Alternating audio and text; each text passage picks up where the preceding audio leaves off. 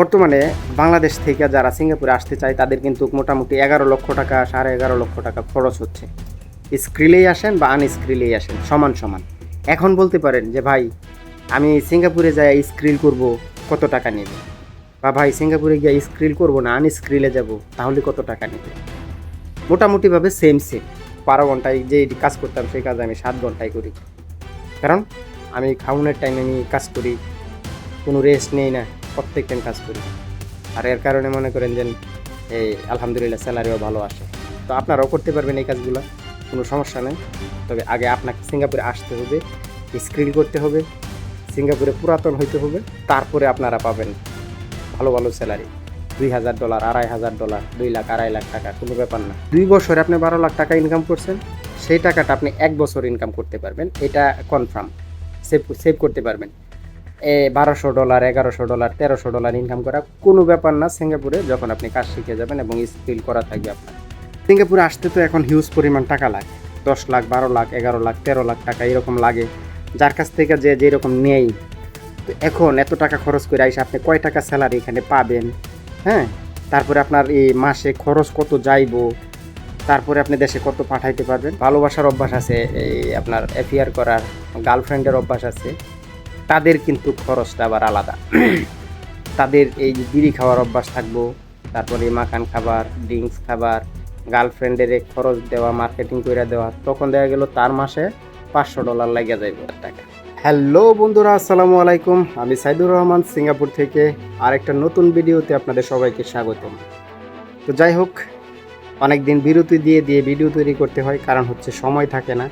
দেখেন আজকে একটা রবিবার, ম্যাক্সিমাম লোকেরাই আসলে রবিবারে ছুটি কাটায়, রেস্ট নেই। তবে আসলে যাদের চাহিদা বেশি, টাকার প্রয়োজন বেশি, তারা আসলে রেস্ট নিতে পারে না চাইলেও। শরীরটা অনেক ক্লান্ত, প্রচুর পরিশ্রম করি, কাজ করি, তারপরেও এই একটা রবিবার যে বন্ধ দিমু এই ব্যবস্থাটাও নাই, কারণ কাজ করতে হবে। কাজ করলেই টাকা আসবে মাস শেষে। আজকে যদি বাসায় ঘুমাইতাম তাইলে হয়তো বা সেই টাকাটা পাইতাম না। তাই চিন্তা করলাম যে আসলে না ঘুমাইয়া কাজ করি, মাস শেষে টাকাটা তো আসবে। তো যাই হোক, আপনারা অনেকেই বলতেছেন ভাই একটু বেশি বেশি ভিডিও দিবেন, তাহলে আমরা অনেক আপনার ভিডিও দেখি, অনেকেই কমেন্ট করে। তো এর জন্য আপনাদের প্রতি আমি চিরকৃতজ্ঞ, আমার ভিডিও দেখার জন্য। আমি একটা তুচ্ছ একটা মানুষের ভিডিও আপনারা দেখেন, তারপরেও নিজেকে অনেক ভালো লাগে, নিজের ভিতরে অনেক শান্তি লাগে যে আসলে আমার ভিডিও অনেকেই দেখে। তো ধীরে ধীরে আলহামদুলিল্লাহ প্রায় 3,000 সাবস্ক্রাইবার হয়ে গেছে আপনাদেরই চ্যানেল এটা। তো এই চ্যানেলটাতে আসলে আমি সিঙ্গাপুরের ম্যাক্সিমাম আপডেটগুলো দিয়ে থাকি। তো এখন আজকের এই ভিডিওটাতে এটাই বলার চেষ্টা করব যে অনেকেই তো সিঙ্গাপুর আসতে চাচ্ছেন, আপনারা কি জানেন সিঙ্গাপুরের বাস্তবতাটা কি? সিঙ্গাপুরের মানে সত্যিটা, এই জিনিসগুলা মানে সত্যিটা বলতে কি, মানে আপনার একটা দিনের চলাফেরা বা একটা মাসের চলাফেরা কীরকম খরচ হয়। হ্যাঁ, এই একটা সিঙ্গাপুরে আইসা একটা প্রবাসী থাকতে গেলে সে কত টাকা ইনকাম করতে পারে, খায়, তারপরে আপনার সে দেশে কত টাকা পাঠাইতে পারবে, এই ব্যাপারগুলো আজকে আলোচনা করব। কারণ সিঙ্গাপুরে আসতে তো এখন হিউজ পরিমাণ টাকা লাগে, 10 লাখ, 12 লাখ, 11 লাখ, 13 লাখ টাকা এরকম লাগে, যার কাছ থেকে যে যেরকম নেই। তো এখন এত টাকা খরচ করে আইসা আপনি কয় টাকা স্যালারি এখানে পাবেন? হ্যাঁ, তারপরে আপনার এই মাসে খরচ কত যাইবো, তারপরে আপনি দেশে কত পাঠাইতে পারবেন। তো আজকের ভিডিওতে মূল এই জিনিসটাই মানে সত্যিটাই তুলে ধরবো, যে আপনি তাইলে প্রকৃত হিসাবটা করতে পারবেন বাংলাদেশে বসে থেকেই, যে আপনি যদি সিঙ্গাপুরে আসেন তাহলে কেমন টাকা ইনকাম করে দেশে পাঠাইতে পারবেন। তো চলেন আসলে দেরি না করে ওই হিসাবটাই শুরু করি। দেখেন, বর্তমানে বাংলাদেশ থেকে যারা সিঙ্গাপুরে আসতে চায় তাদের কিন্তু মোটামুটি 11 লক্ষ টাকা 11.5 লক্ষ টাকা খরচ হচ্ছে। স্ক্রিলেই আসেন বা আনস্ক্রিলেই আসেন সমান সমান। এখন বলতে পারেন যে ভাই আমি সিঙ্গাপুরে যাই স্ক্রিল করব, কত টাকা নেবে? বা ভাই সিঙ্গাপুরে গিয়ে স্ক্রিল করব না আনস্ক্রিলে যাব, তাহলে কত টাকা নেবে? মোটামুটিভাবে সেম।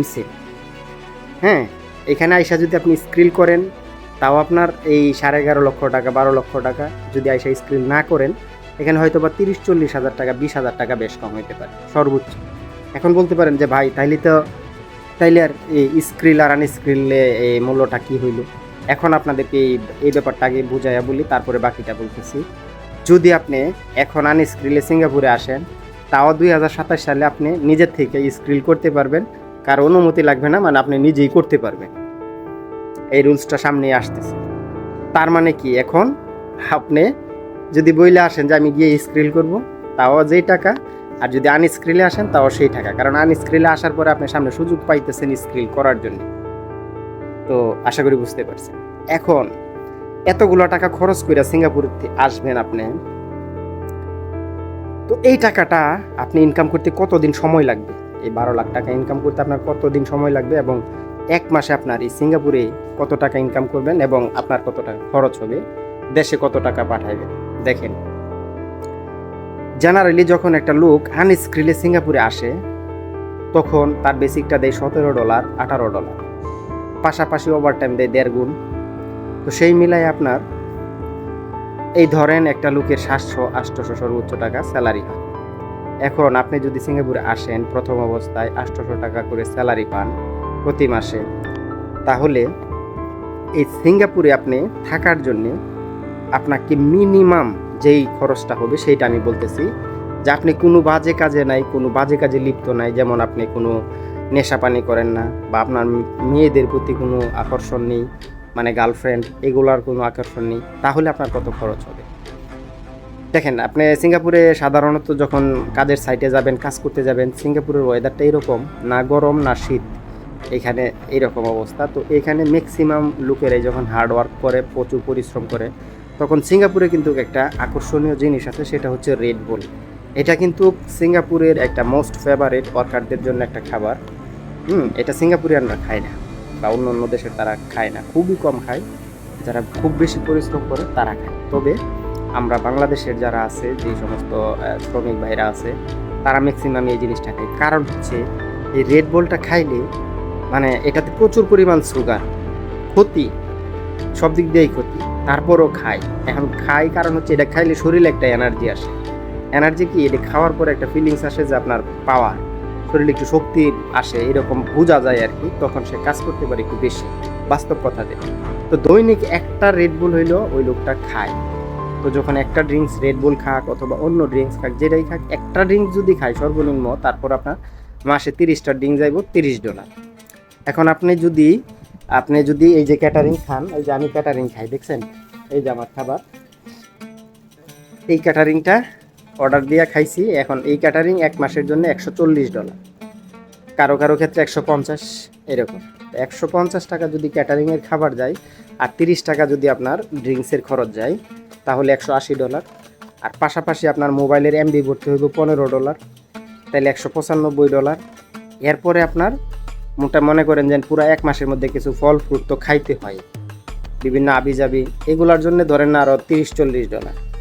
এই মোট কথা হচ্ছে $250, একেবারে কোনো বাজে নেশা নেই, কিচ্ছু নাই, আপনার $250 মানে 25,000 টাকা খরচ যাবে, আপনি এক মাস আবার করতে পারবেন।